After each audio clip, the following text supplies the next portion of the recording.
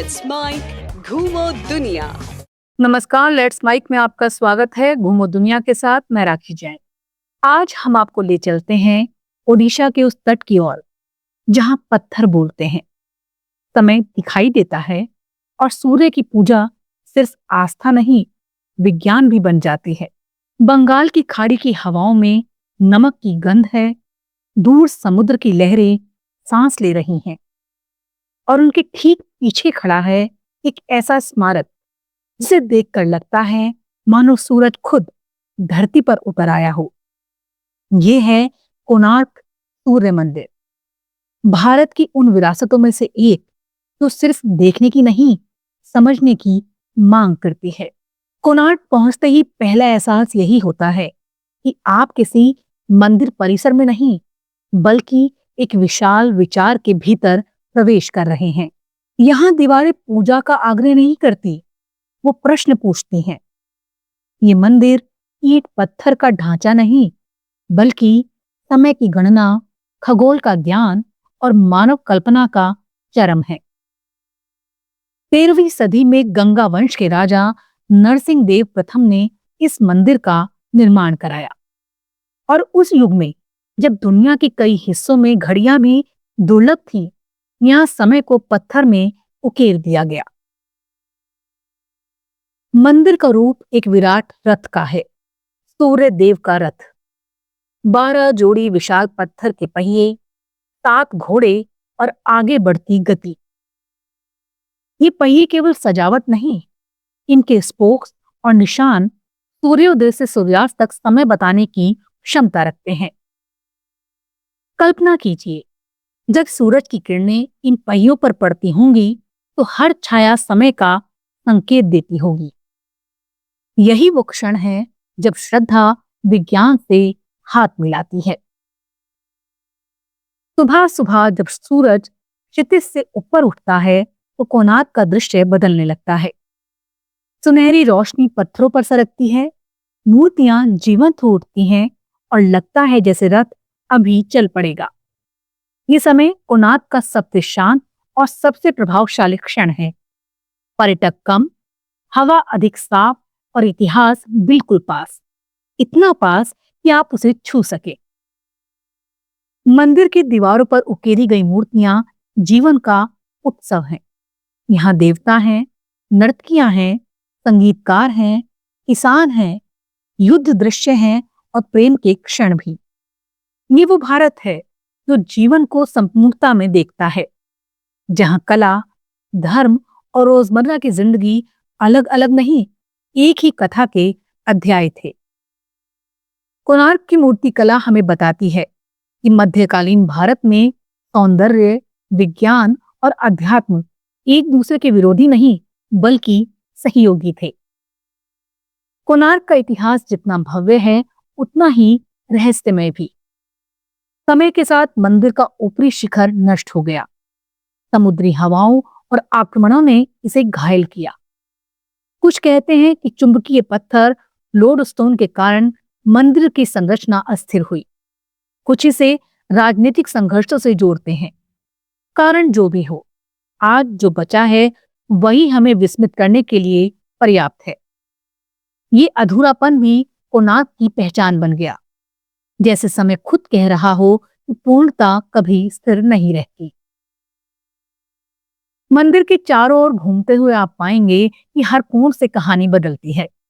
कहीं पहियों की गणितीय सटीकता दिखती है, कहीं घोड़ों की गति। कई मूर्तियों के भाव उतने सूक्ष्म हैं कि पत्थर होने का भ्रम टूट जाता है। ये ओपन एयर म्यूजियम जैसा अनुभव है, जहां प्रदर्शनी बदलती नहीं, आपकी दृष्टि बदलती है। कोणार्क को समझने के लिए समुद्र को समझना भी जरूरी है। पास ही बंगाल की खाड़ी लहरों के साथ ये स्मरण कराती है, ये मंदिर सिर्फ जमीन का नहीं, दिशा का भी प्रतीक है। माना जाता है कोणार्क का अर्थ ही कोण और अर्क, सूर्य से जुड़ा है। सूर्य की किरणों का कोण, समुद्र की दिशा और मंदिर का उन्मुखीकरण, सब एक खगोलीय संवाद का हिस्सा है। कोणार्क की यात्रा अधूरी है अगर आप इसके आसपास की दुनिया ना देखें। पास का चंद्रभागा समुद्र तट सूर्यास्त के लिए प्रसिद्ध है। यहाँ शाम ढलते ही आकाश के रंग बदलते हैं और पत्थर की शांति लहरों के शोर से मिलकर एक ध्यान सा रच देती है। ये वही तट है जहां कभी सूर्य पूजा के अनुष्ठान होते थे और आज भी सूरज के ढलने पर लोग सहज ही मौन हो जाते हैं। स्थानीय जीवन को जानने के लिए कोणार्क का छोटा सा बाजार बहुत कुछ कहता है। यहाँ पत्थर और लकड़ी पर बनी हस्तकलाएं, पट्टचित्र, ओडिशा की पारंपरिक शिल्पकला मिलती है। हर वस्तु में कथा है, कभी मंदिर की प्रेरणा, कभी समुद्र की। बाजार में घूमते हुए आपको महसूस होगा कि विरासत केवल स्मारकों में नहीं, लोगों के हाथों में भी रहती है। स्वाद की बात करें तो कोणार्क और उसके आसपास ओडिशा का सरल, सुलभ और आत्मीय भोजन मिलता है। चावल, दाल, सब्जियां, समुद्री मछली, सब कुछ मसालों के शोर के बिना, स्वाद की स्पष्टता के साथ। पास के पुरी से आई मिठाइयों में रसगुल्ला और छेना पोड़ा का स्वाद यात्रा को मीठा बना देता है। यहाँ का भोजन पेट भरने से अधिक जगह से जुड़ने का माध्यम है। कोणार्क पहुंचना आसान है। भुवनेश्वर इसका सबसे नजदीकी बड़ा शहर और हवाई अड्डा है। भुवनेश्वर से कोणार्क की सड़क यात्रा हरी भरी, शांत और सीधी आपको धीरे धीरे इतिहास की ओर ले जाती है। पुरी से भी कोणार्क निकट है। चाहे तो एक ही दिन में पुरी, कोणार्क, भुवनेश्वर का त्रिकोण पूरा किया जा सकता है। रास्ते में छोटे गांव, मंदिर और खेत दिखते हैं जो ओडिशा की सरल सुंदरता को सामने रखते हैं।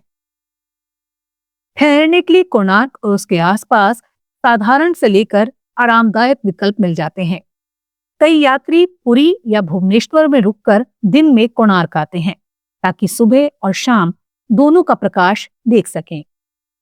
सुबह का सूरज और शाम का सन्नाटा दोनों को साथ देखना इस यात्रा को पूर्ण करता है।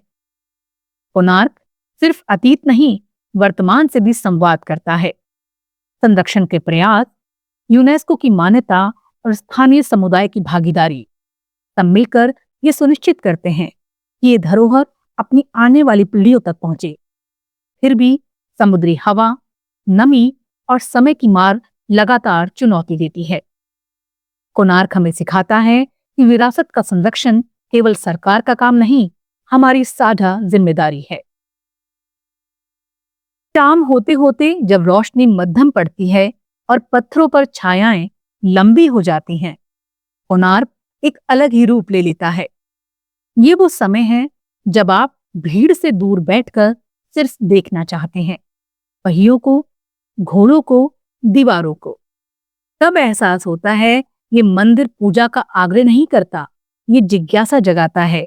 ये हमें याद दिलाता है कि समय चलता रहता है पर ज्ञान ठहर जाता है, पत्थरों में, कथाओं में और स्मृतियों में।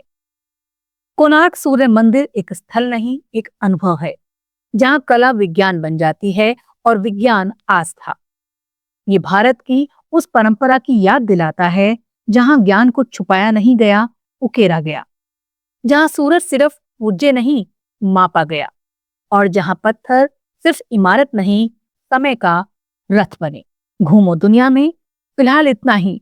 अगली बार मिलेंगे फिर एक नई जगह के साथ। तब तक के लिए देखते रहिए, सुनते रहिए let's mic.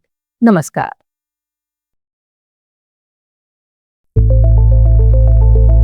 It's time for news. It's time for more than radio. Presenting the first radio news app, Let's Mike.